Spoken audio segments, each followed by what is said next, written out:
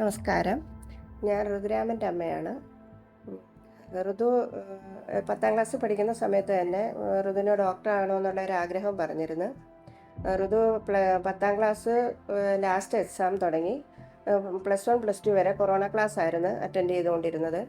അങ്ങനെ ഇരുന്നപ്പോഴാണ് മുഹസിൻ സാറിൻ്റെ CM അക്കാഡമിയിലെ മുഹസിൻ സാറിൻ്റെ കെമിസ്ട്രി ക്ലാസ്സാണ് ഋതു അറ്റൻഡ് ചെയ്തത്. അങ്ങനെ സാറ് ഇതുപോലെ അക്കാഡമി നടത്തുന്നുണ്ടെന്നറിഞ്ഞ് അങ്ങനെയാണ് സാറിൻ്റെ അടുത്ത് എത്തിയത്.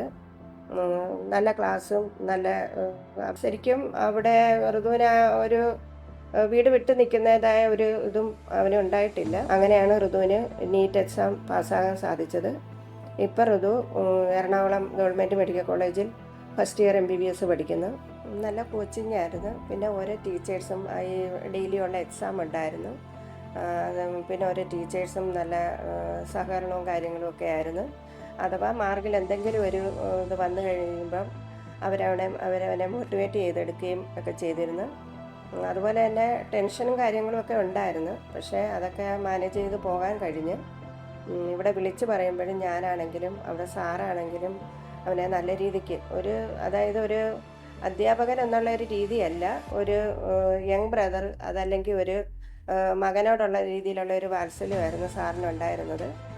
അവൻ്റെ ഡ്രീമായിരുന്നു ഇത്. പിന്നെ അത് മാത്രമല്ല, ഞങ്ങൾക്കും ഇതൊരു വലിയൊരു ആഗ്രഹമായിരുന്നു അവനിങ്ങനൊരു ഇത് കിട്ടണമെന്നുള്ളത്.